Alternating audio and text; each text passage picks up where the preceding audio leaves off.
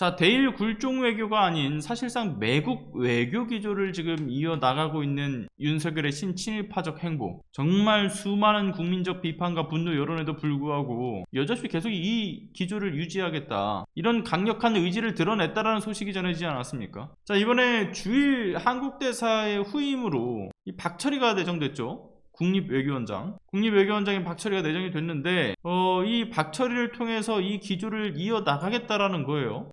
자, 일단은 다들 아시다시피 윤덕민 주일 대사부터가 좀 문제가 많았죠. 후임자 역시 만만치 않은 것이고요. 일단 윤덕민, 박근혜 정부 당시에 피해자와 국민의 이 의사를 무시하고 한일 위안부 합의를 끌어낸 주역이었고요. 2018년에는 대법원 강제징용 배상 판결이 적절치 못하다, 그래서 국제법 전문가들을 참여시켜서 판결을 해야 된다, 이런 주장을 하지 않나. 일본 정부가 한국이 법치 국가인지에 대해서 의문을 품고 있다, 이런 주장을 하기도 하고, 심지어는 작년 3월쯤이었을 겁니다. 일본 우익들이 한국과의 협력을 강력히 주장하고 있다, 이러면서 일본 극우들의 입장까지 대변을 하던 사람이에요. 야, 근데 이 다음 타자로 오는 주일대사 역시 만만치가 않은 거죠. 박철희, 만만치 않습니다. 여러분들도 기억하시겠지만 그 왜 윤석열이 대선 후보 때 당시에 했던 이 친일적 망언들, 3.1절을 앞두고서 유사시 일본 자위대의 한반도 진입 가능이라는 망언을 배설하지 않았나. 그 3.1절에 현충원에 가서 3.1 정신이 반드시 반일이 아니다 라고 하질 않나. 후쿠시마 방사능 유출이 없었다라고 하질 않나. 일본은 진정어린 사과를 했는데 그 입장이 바뀐 것은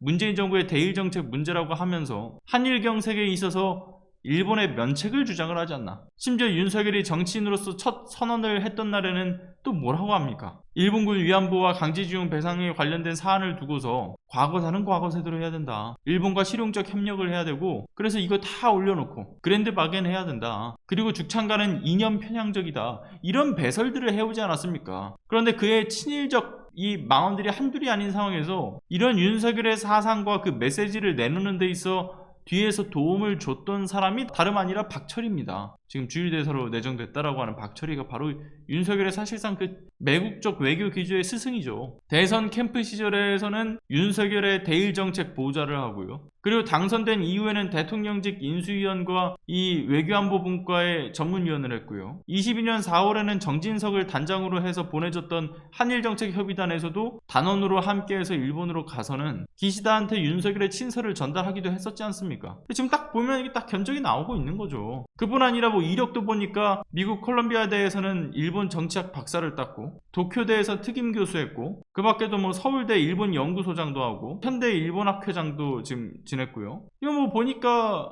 호사카 유지 교수가 말했던 전범재단과 일본 정부의 친일파 양성 계획에 따라서 이 일본 발악이로 외길 인생으로 이 분야에서 전문성을 키워온 사람처럼 아주 화려한 흔적을 갖고 있어가지고 이 비판과 의혹을 피하기가 어려워 보이죠. 그렇게 윤석열의 이쁨을 받아서 지난해 3월이었죠. 그때 차관급으로 알려져 있는 외교부 국립외교원장을 지냈던 것이고요. 그리고 여기서 또 중요한 건 뭐냐면요, 이 사람 나카소네 야스히로 상의 1회 수상자입니다. 이 상을 수상한 한국인이 모두 3명이죠. 그리고 모두 현 정권에서 일해왔고요. 그렇게 수상을 했던 사람들, 김태효, 그리고 이신화, 거기에서 지금 말하고 있는 박철희는 1회 수상자예요. 1회 수상자. 근데 이 상이 일본 극우의 뿌리라고 불리는 나카소네 전 총리가 주축이 돼서 제정한 상이고, 그리고 이 상을 받은 사람들은 역시나 일본 극우의 그 입장을 대변하는 목소리를 꾸준히 내오지 않았습니까? 사실상 친일파의 상징이나 다름이 없는 거죠. 그런 상에 있어서 무려 첫 수상을 거머쥔 박철희가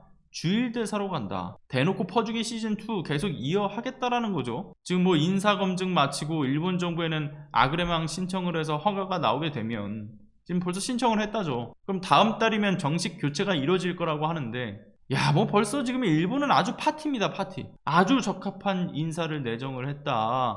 뭐 이렇게 심지어는 일본 언론들이 하나같이 윤석열의 외교 브레인이다, 실력이 아주 빼어나다, 극찬을 아끼지 않고 있어요. 그런 박철희가 주일대사로 임명이 된 이후에 내년 그 한일 국교정상화 60주년을 앞두고서 역사적 정기가 마련되도록 준비를 할 것이다 라고 이야기를 하는데, 이 60주년을 앞두고서 맞춰진 박철희의 내정, 이건 뭐 역사적으로 최악의 매국행위 폭탄을 떨어뜨리려고 하는 그 사전 준비가 아닌가, 심히 우려스러운 소식입니다. 나라를 도대체 어디까지 팔아먹으려고 하는 셈인지.